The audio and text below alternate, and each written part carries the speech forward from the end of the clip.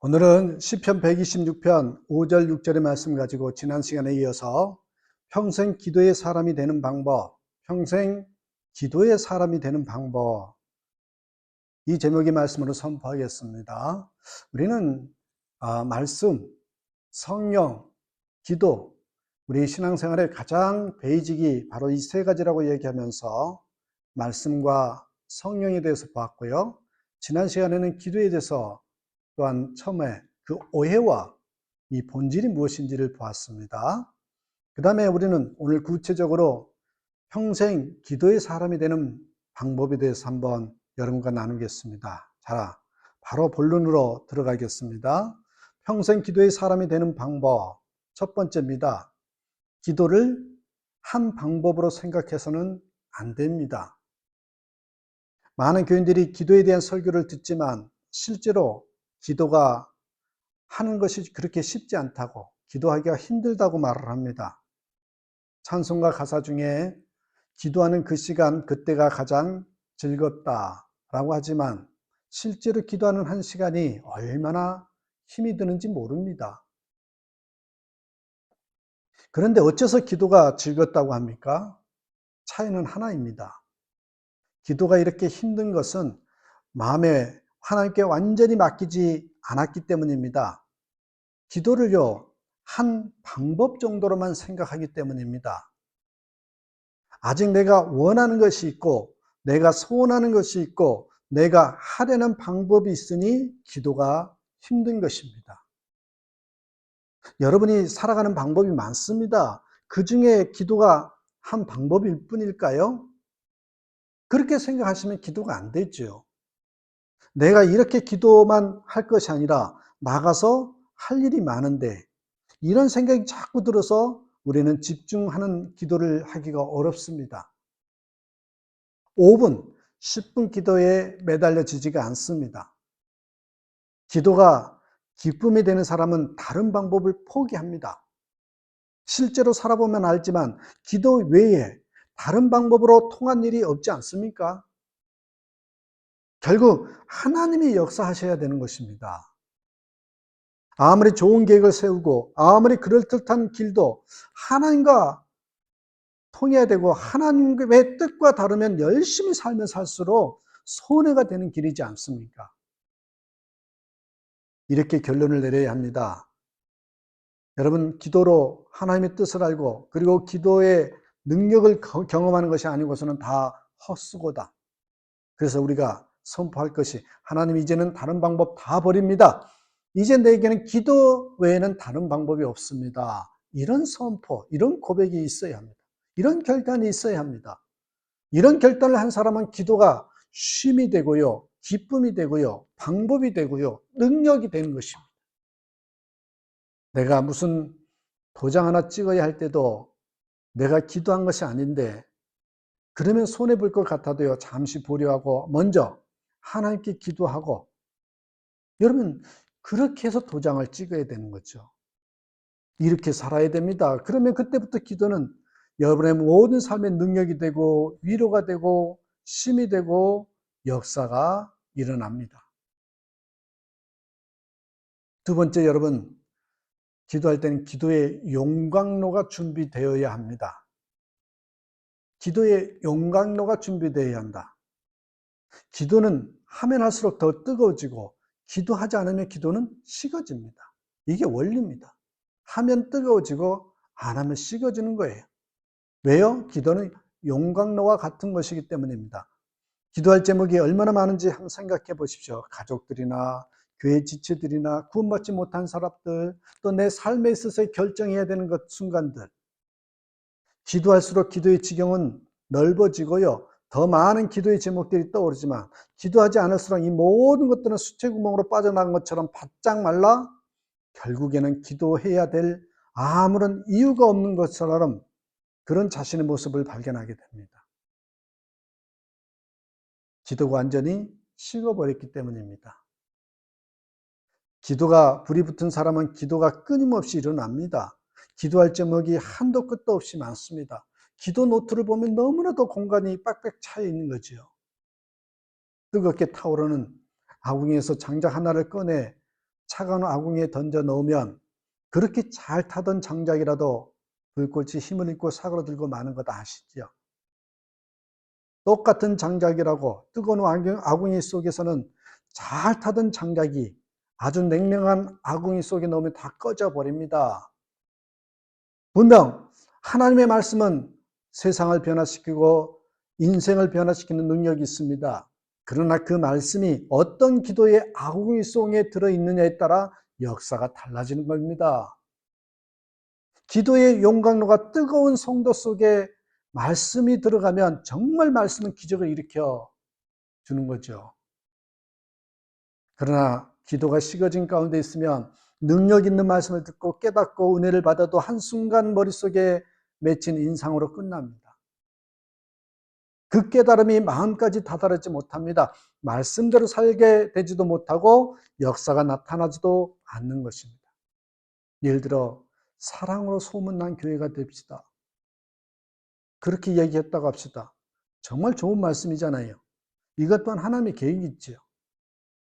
이 말씀대로 되면 좋겠다고 생각합니다. 그러나 내가 그 말씀대로 사랑으로 살아지느냐 하는 것은요, 다른 차원의 문제입니다. 왜 그렇습니까? 말씀에 문제가 있는 것입니까? 말씀에는 문제가 없습니다. 기도의 용광로가 다른 것입니다. 기도가 뜨거운 사람은 그 말씀의 역사가 일어납니다. 우리 교회 기도의 용광로가 뜨거워지면 반드시 사랑의 기적이 일어납니다. 외국에서 공부하고 학위를 받아가지고 온 엘리트 목사님이 어느 교회에 부임했더래요. 후임자로 오신 거죠. 한 500여 명이 모이는 교회였는데 자기는 그래도 외국에서 공부를 하고 학위를 받은 사람이고 정말 학문적으로 모자랄 게 없어서 모든 걸 다 해가지고 강단에 서서 주일마다 아주 짜임있게 조리적으로 조직적으로 또한 신학적으로 학문적으로 철학적으로 잘 말씀을 선포했더랍니다. 이만하면 됐지. 그런데 이상한 게 교인들이 자꾸 줄어들어서 500명이 400명으로 400명이 300명으로 줄어드는 그런 이상한 모습이 생기는 거예요. 그래서 목사님이 겁이 났습니다. 왜 이렇게 교인들이 줄어드나. 그래서 그 교회에서 한 20년 이상 오랫동안 사찰로 일하는 권사님이 계셨는데 그분에게 여쭤봤대요. 권사님, 전에 있던 목사님하고 나하고 다른 점이 뭐예요? 좀 솔직하게 좀 얘기해 주시라고. 그냥 본 대로 들은 대로 그대로 지난 목사님과 나하고 뭐가 달라요? 도대체 그것만 좀 얘기해 주세요. 뭡니까? 여러분, 근데 그 사찰 권사님이 머리를 벅벅 긁으면서 이렇게 말하더래요. 다 비슷해요. 다 비슷한데요. 한 가지만 조금 다른 게 있어요. 그래서 뭐냐고. 재촉이면서 말합니다. 그걸 얘기해요. 그걸 지난 목사님하고 나하고 다른 게 무엇이냐고. 그렇게 좀 이야기해 보시라고. 그랬더니 예, 다 비슷한데요. 지난 목사님은 새벽 기도에 강단에 엎드리면 일어날 줄 모르고 목사님은 강단에 앉자마자 그냥 무슨 팔랑개비 마냥 팔딱팔딱 일어나는 거 요것만 조금 달라요. 뭐예요? 기도의 용광로의 차이입니다. 기도의 용광로가 준비되어 있느냐 그렇지 않느냐의 차이인 것입니다. 세 번째입니다, 여러분. 사역에 집중될 때까지 기도해야 됩니다. 어느 때까지 기도해야 됩니까? 이루어질 때까지. 어느 때까지 기도해야 됩니까? 집중될 때까지.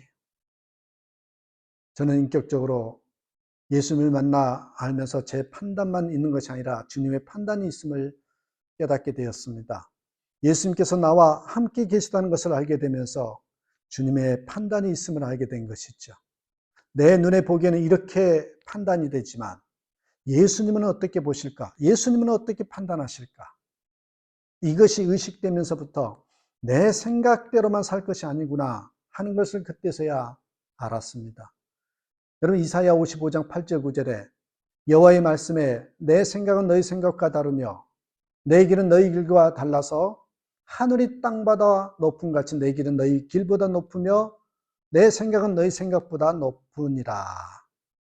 나름대로 신중하게 지혜롭게 판단한다고 하지만 지나고 나서 보면 생각보다 많은 경우 제 판단과 다른 결과가 나오는 것을 봅니다. 좋아 보이던 일로 인해서 어려움을 겪고 고통 중에 눈물을 흘리던 일이 지나고 보면 너무나도 귀한 감사 제목이 되어 있더라는 거죠.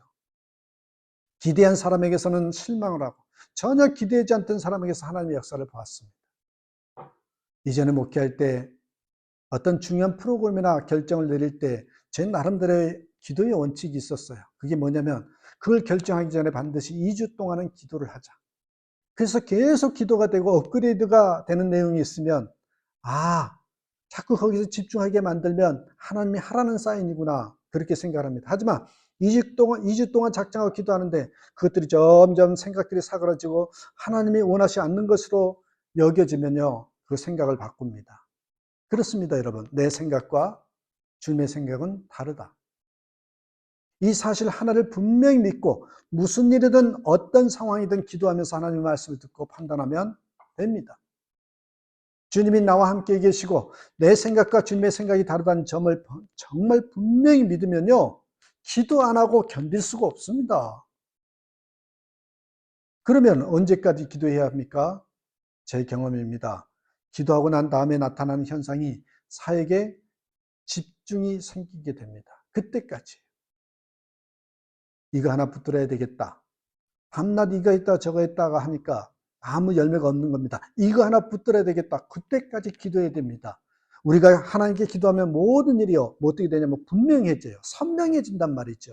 간단해집니다. 심플해져요. 기도하는데 더 복잡해진다? 이건 잘못된 거지. 저희 설교 준비하는 것을 예로 들어봅니다. 말씀을 묵상하고 책을 읽다 보면 설교할 내용이 얼마나 많은지 모릅니다. 욕심이 생겨요. 전달을 하고 싶은 게 너무 많아요. 도대체 이 말씀 이번 주에 어떻게 다 전하나 그런 생각이 들 때가 있습니다. 그런데 설교 준비한 내용을 가지고 하나님 앞에 2시간, 3시간 간절히 기도하기 시작하면요. 그 모든 말씀들이요. 정리가 돼요. 그래서 하나님께서 이 주일에 전하라고 하는 말씀이 하나인 것을 알게 됩니다. 나머지는 다 격가지인 것입니다. 내가 보기에 그냥 좋아 보이는 것입니다. 내가 보기에 전하라고 하는 것이 여겨질 뿐입니다. 기도를 해보면 아닙니다. 하나님이 원하시는 것은 따로 있습니다. 하나님께서 계획하신 것은 한 가지였습니다. 여러분, 기도는 언제까지 해야 됩니까? 한 가지에 집중할 수 있을 때까지 해야 됩니다. 하나 붙들면 반드시 열매가 있습니다. 송곳 같은 그런 사역의 능력이 나타난다는 말이지. 시편 126편 5절 6절의 말씀 가지고 한번 읽어드리면서 말씀 마칩니다. 눈물을 흘리며 씨를 뿌리는 자는 기쁨으로 거두리로다. 울며 씨를 뿌리러 나가는 자는 반드시 기쁨으로 그 곡식단을 가지고 돌아오리라. 이 말씀대로 기도하면 반드시 응답해 주십니다. 아무쪼록 여러분 평생 기도의 사람이 되는 저와 여러분 되시기를 주님의 이름으로 축복합니다. 감사합니다.